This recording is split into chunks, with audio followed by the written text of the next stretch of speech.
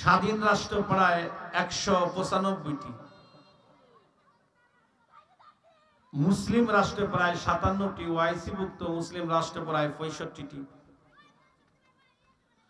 আজকে পৃথিবীতে মুসলমানের সংখ্যা প্রায় ২০০ কোটির ঊর্ধ্বে। নিরপেক্ষ দৃষ্টিতে একটি কথা জিজ্ঞাসা করতে চাই, ঠান্ডা মাথায় উত্তর দিবেন। বলুন তো, পৃথিবীতে যত জাতি আছে, যত মানুষ আছে, যত দল আছে, সবচাইতে মজলুম নির্যাতিত কোন জাতি? আমি মনে হয় ভুল বলছি, যার কারণে অনেকে উত্তর দিয়েছেন, অনেকে দেননি। বলেন কোন জাতি? বর্তমান মুসলিমের চাইতে নির্যাতিত কোনো আর জাতি নেই। যদি কোন ঠিক না ঠিক? এত নির্যাতিত। যদি বলেন তার জ্বলন্ত প্রমাণ, বলে ফিলিস্তিন। কথা বলেন কি পরিমাণ জুলুম, যে মায়ের কোল থেকে শিশুকে নিয়ে ওয়ালের সাথে বাড়ি দিয়ে মারে, ক্লিনিক ও হসপিটালগুলিতে বম্বিং করে। এরকম বিশ্বের বহু জায়গায় মুসলমান নির্যাতিত। সামনে যে কি পরিমাণ নির্যাতন হবে, এটা আজ থেকে নিয়ে ৭৫০ বছরের আগের ভবিষ্যৎবাণী শাহ নিয়ামতুল্লাহ করে গেছেন। তো সর্বদিক দিয়ে বিচার বিশ্লেষণ করলে দেখা যায়, সামনে মুসলমানের ভাগ্যে আকাশে এক কালো মেঘ, এক অন্ধকার অমাবস্যা রাত, যা ভোর হবে কিনা সন্দেহ। তো এমন যেই দিনটাই যাচ্ছে, নবীজির ভাষায় ওই দিনটাই ভালো, পরের দিনই খারাপ। তো এমন সিচুয়েশন তৈরি হলো কেন? তো সহজে বুঝবার জন্য আপনাদেরকে একটা উদাহরণ দিচ্ছি। আপনারা জানেন জ্ঞান ও বিজ্ঞানের যুগ, প্রযুক্তির যুগ। প্রতিদিন নবনিত্য জিনিসের আবিষ্কার। ইতিমধ্যে চীনে একটা মোবাইলের ব্যাটারি তৈরি করতে যাচ্ছে, যা একবার চার্জ দিলে ৫০ বছর চার্জ দেওয়া লাগবে না। তাহলে প্রত্যেকটা জিনিসের একজন আবিষ্কারক আছে আর একজন ব্যবহারকারী আছে। এটা আমি আবিষ্কার করিনি, বরং আমি ব্যবহার করছি। কথাগুলি ঠান্ডা মাথায় বুঝবেন। এই জিনিসটি যখন ক্রয় করেছিলাম, আমাকে একটা ক্যাটালগ দিয়েছিল, অর্থাৎ ব্যবহার বিধি বই। কিভাবে চালাবো, কোন নিয়মে চালাবো, কোন সিস্টেমে চালাবো, বুঝে থাকলে বলুন। যদি কেনার সময় আমি দোকানদারকে, কোনো ক্রেতা যদি বৃদ্ধাঙ্গুলি দেখায়, আরে মিয়া, টাকা আমার, কিনেছি আমি, যেমন ইচ্ছা আমি তেমন চালাবো, আমি যা ইচ্ছা তাই করব, বুঝে থাকলে বলুন ওই জিনিসটি ভালো চলবে না নষ্ট হয়ে যাবে? একটু জোরে কন। নষ্ট কেন হবে? বলে আবিষ্কারকের নিয়ম ও নীতি না মানার কারণে। তাহলে আজকে গ্রামবাসীকে আমি জিজ্ঞাসা করতে চাই, বলুন তো জোরে আওয়াজে, কুল কায়নাতের আবিষ্কারক কে? এ কি আল্লাহ জোরে কয় না? আশ্চর্য কথা। কুল কায়নাতের সৃষ্টিকর্তা কে? শাহাদত আঙ্গুল উঁচু করে বলেন, কে? জোরে বলেন, উপর দিকে তাকায় বলেন, কে? এর মধ্যে কি কোনো সন্দেহ আছে? তো কুল কায়নাত কিভাবে চলবে, কোন সিস্টেমে চলবে, কোন নীতিতে চলবে, এই জন্য আল্লাহ আমাদেরকে দুইটা ক্যাটালগ দিয়েছেন, কোরআন সুন্নাহ। কি কথা ঠিক না? আজকে পৃথিবীতে মুসলমানের ভাগ্যে আকাশে কালো মেঘ, আর মুসলমানের উপর নির্যাতন ও জুলুম। আমি যতটুকু গবেষণা এবং থিসিস করে ক্ষুদ্র ব্রেন দ্বারা পেয়েছি, সেটা হলো সৃষ্টি যার, আইন নাই তার। সৃষ্টি যার, মুসলিম আইন মানে না তার। জোরে বলেন ঠিক না ঠিক? আমি জিজ্ঞাসা করতে চাই, হাতে নাতেই প্রমাণ দেই, আপনাদের গ্রামে কি দুই একজন বেনামাজি নাই? দুই একজন দাড়ি চাচাওয়ালা লোক আছে না নাই? টুপি ছাড়া, বেপর্দা, বিড়িখোর। আমার সন্দেহ হইতেছে অনেক মানুষ এ জায়গা নিয়েও আসছে এই মাহফিলে। পকেট যদি তালাশ করি মনে হয় পাওয়া যাবে। তো আমি লম্বা কথা বলবো না, আসলে কথা এতটুকু বলা আমার এখানে কথা ছিল না। পরিবেশ বাধ্য করেছে, শারীরিক অবস্থা খুব একটা ভালো না। আমি একটা সম্মেলন নিয়ে, নাটোর আমাদের একটা সম্মেলন, সেটা নিয়ে একটু টেনশন ফিল করতেছি, ওখানে আমাদের কাজ আছে। তো তারপরেও আমি আপনাদের কাছে এমন একটা কথা বলবো যে 1 ঘন্টায় যেন 10 ঘন্টার ওয়াজ হয়ে যায়। বলেন আমিন। ওয়াজ বেশি লাগে না, হেদায়েতের মালিক কে? তো সম্মানিত শুধু আজকের ওয়াজ শুনে এখান থেকে বিড়ি পকেটে করে নিয়ে যাবেন তা হবে না, আমার কাছে জমা দিয়ে যাবেন। যদি জমা না দেন আমি নিচে নেমে পকেট চেক করব কার পকেটে বিড়ি আছে। কারণ ওয়াজ শুনতে হবে আমলের নিয়তে। জোরে কোন ঠিক না বেঠি? এই কথা শোনার পরে যদি দুই একজন ওঠে মনে করবেন ওইটার পকেটে বিড়ি আছে, হ্যাঁ জোর করে ধরবেন, পকেট চেক করবেন, তারপরে ছেড়ে দিবেন। কথা কয় না রে? আল্লাহ পাক আপনাদের তৌফিক দান করেন। জোরে বলেন আমিন।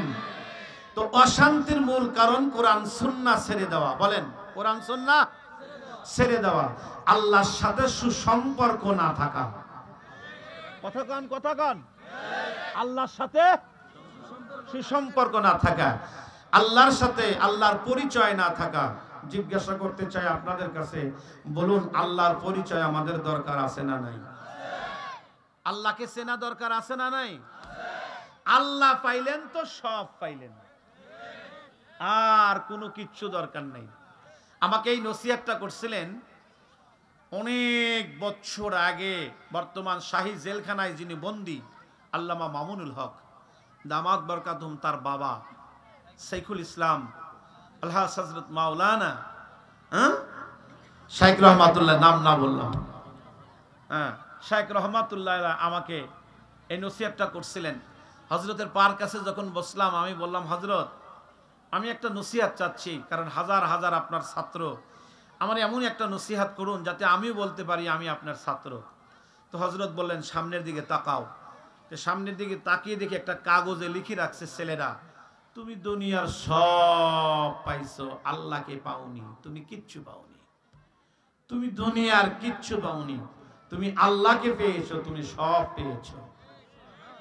তা আমারে বললেন মাথায় হাত দিয়ে এই কথাটা চিরদিন মনে রেখো, যতদিন বেঁচে থাকো এই কথাটা মনে রেখো। তো বাপজান আমি জিজ্ঞাসা করতে চাই, আমাদের আল্লাহ পাওয়া দরকার আছে না নাই?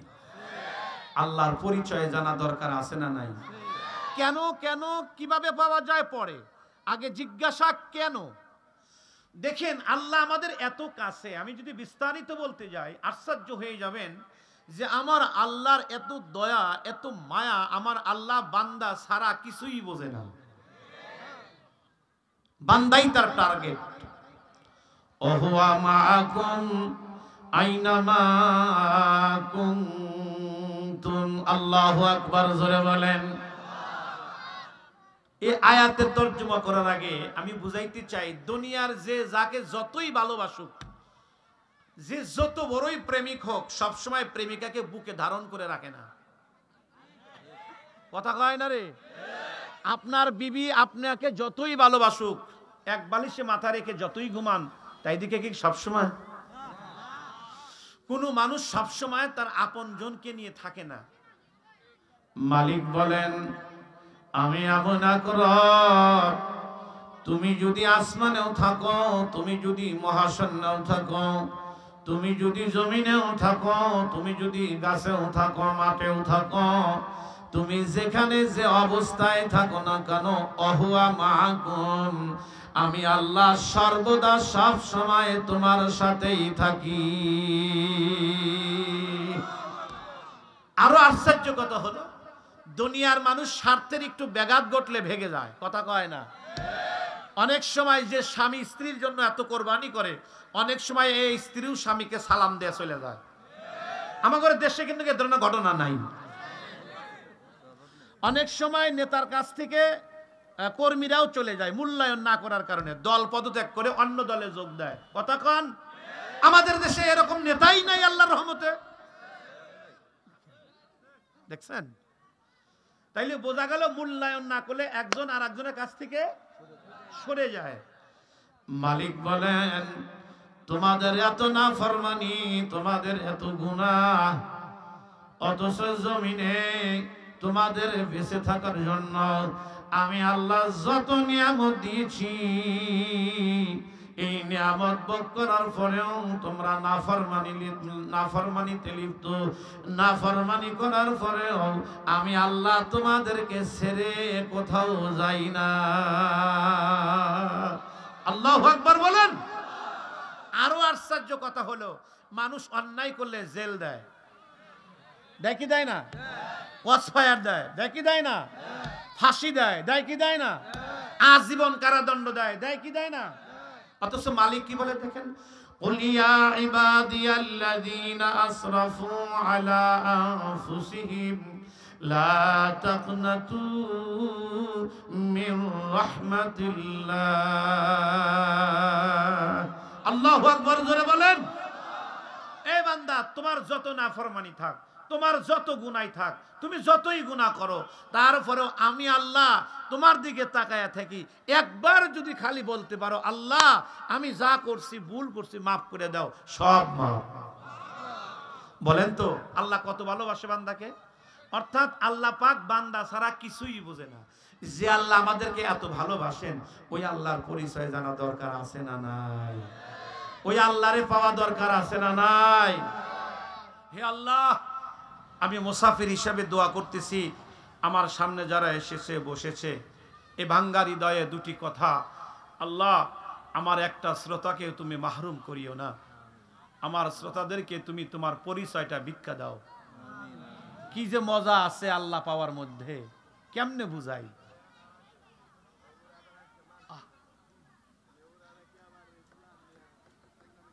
কেমনে বুঝাই? কি করে বুঝাই? আল্লাহ পাওয়ার মাঝে যে কত মজা। আফসোস, বড়ই আফসোস বান্দার জন্য যে তারে পাইল না। অথচ তিনি কত কাছে, তিনি কত নিকটে। ওলামায়ে কেরামকে জিজ্ঞাসা করেন, তরজমা তারা বলে দিবেন, নাহনু আকরাবু ইলাইহি মিন হাবলিল ওয়ারিদ ওয়া ফি আনফুসিকুম আফালা তুবসিরুন। আল্লাহ এত কাছে, এত নিকটে, ওয়াহুয়া মাআকুম আইনা মা কুনতুম। আল্লাহ এত কাছে থাকার পরেও আল্লাহকে সাথে নিয়া চোখের গুনাহ, হাতের গুনাহ, জবানের গুনাহ, গুনাহ আর গুনাহ, গুনাহ দুগুনাহ গুনাহ, আমাদের গুনাহ ছাড়া কিচ্ছু হয় না। অথচ আল্লাহর সাথে কথা বলেন কেন? কিসের জন্য?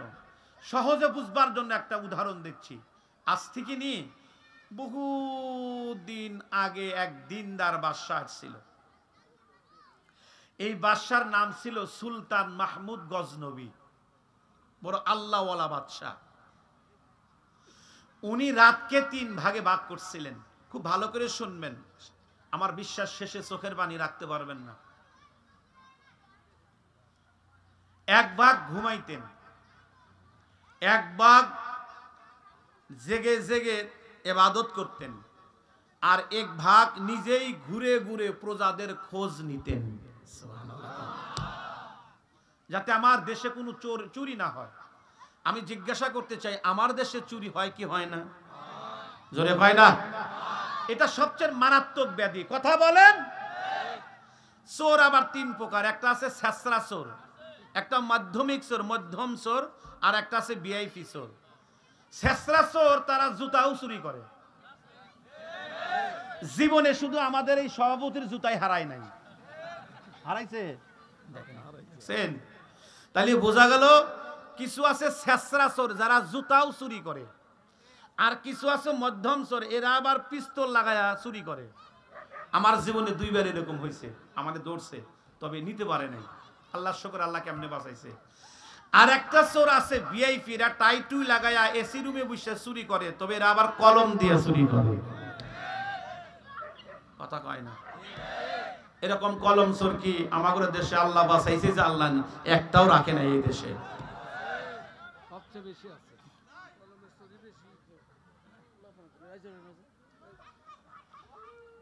যদি ছেঁচড়া চোর একটা জুতা চুরি করে তেমন কিছু হয় না।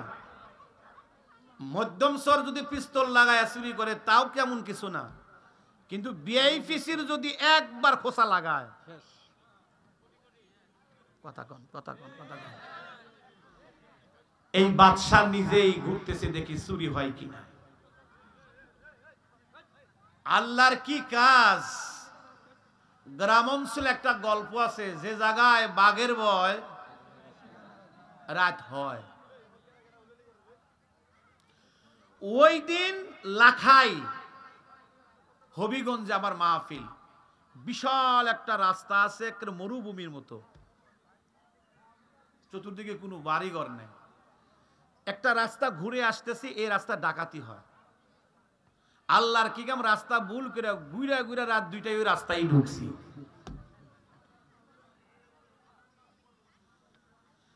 বাদশাহ ঘুরতেছেন, দেখি চুরি হয় কিনা। ঘটনাক্রমে 3 চোর বৈশা। গ্রামাঞ্চলে একটা কথা আছে, যার মনে যা। বাদশাহ মনে করছেন হয়তো তাহাজ্জুদ পড়ার লাগে উঠছে, কারণ বাদশাহ তাহাজ্জুদ পড়ে। 3 চোর মনে করতেছে এ আবার বুড়া বয়সে চুরি করে। 3 যুবক ডাক দিচ্ছে, এ চাচা মিয়া, একা চুরি করা যাবে না, আসেন একসাথে চুরি করি। বাদশাহ কয় নাউজুবিল্লাহ, কয় কি, আমি তো চোর ধরার জন্যই ঘুরতেছি। তাহলে তো চোর। তো বাদশাহ নিজেই সেখানে গেলেন, গিয়ে বসলেন। হ্যাঁ ভাই, আমি চুরি করার জন্য আসছি। কিছু সময় চোর সাজলেন, যে চোরের দৌড় কোন পর্যন্ত আগে আমাকে একটু দেখা দরকার। বাদশাহ কয়, আরে মিয়া, চুরি যে করবা কিছু অভিজ্ঞতা লাগবে না?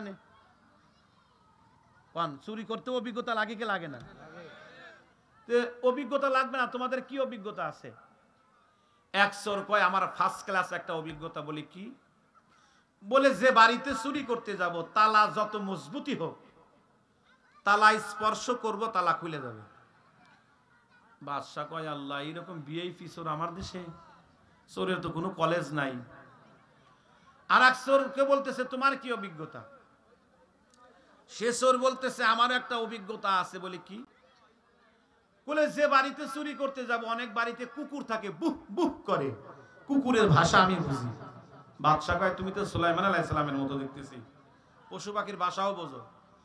আর এক চোর কয়, আমার একটা অভিজ্ঞতা আছে। বলে কি? কয়, রাত্রের বেলায় যাকে দেখি, দিনের বেলা তাকে চিনি। 3 চোর কয়, আপনি তো নতুন চোর, মুরব্বী চোর, আপনার কি অভিজ্ঞতা? বাদশাহ কয়, আমারও একটা অভিজ্ঞতা আছে। তোমরা যদি চুরি করতে ধরা পড়ো, আমি দাড়িটা একটু ঝাঁকি দিলে তোমরা মুক্তি পাবে। 3 চোর কয়, আলহামদুলিল্লাহ, আল্লাহ বাঁচাইছে। আমরা যত বুজুর্গই হই, আপনাকেই দরকার, আপনি আমাদের বস। কারণ যদি ধরা পড়ি তাইলে তো উপায় নেই। বাদশারে বানাইছে বস, বাদশাহ কিছু বলে না। বলুন তো, বাদশাহ এরপরে বিস্তারিত বলার পর বাদশাহ কইল, আজকে চুরি কোথায় করবা তাহলে? 3 চোর বলতেছে, সহিনিয়াত করে বেড়াইছি। চোরের আবার সহিনিয়াত, গরিব বাড়ি আর কোনো চুরি করবো না, খালি গোশির বস্তা। আজকে একটু ভিআইপি বাড়ি চুরি করব। বলে কোন বাড়ি? বলে আজকে চুরি করব বাদশার বাড়ি। জোরে কোন, কোন বাড়ি?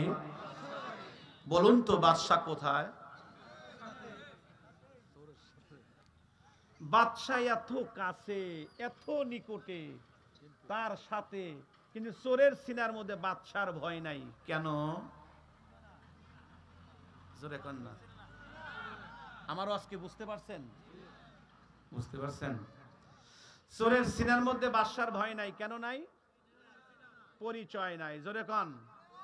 বাপজিরা আমার, বুঝাইতে চাই, আল্লাহ আমাদের কাছে, আল্লাহ আমাদের নিকটে, অথচ আল্লাহর নিয়া এমন কোন নাফরমানি নাই যে আমাদের দ্বারা হয় না, এমন কোন গুনাহ নাই যে আমাদের দ্বারা হয় না, এমন কোন পাপ নাই যে আমাদের দ্বারা হয় না। অথচ আল্লাহ আমার কাছে, আল্লাহ আমার ধারে, আল্লাহকে নিয়েও হাজার রকমের গুনার মধ্যে আমরা নিমজ্জিত, লিপ্ত। কেন? অর্থাৎ আল্লাহর কাছে আছে ঠিকই, আল্লাহর পরিচয় জানা নাই। জোরে কোন, জোরে কোন, জোরে কোন। এ মুসলমান ভাইরা আমার, কোন মানুষ যদি আল্লাহরে পায়, বাজান, তিনি দুনিয়ায়ও বাদশা, কবরেও বাদশা, আখিরাতেও বাদশা। সুবহানাল্লাহ, জোরে কোন। আমি জিজ্ঞাসা করতে চাই, জবান খুলে বলেন তো, ওই আল্লাহকে পাওয়া দরকার আছে না নাই? ওই আল্লাহকে আমি পাইতে চাই। বাজান, আল্লাহকে কি আপনারাও পাইতে চান? কে কে?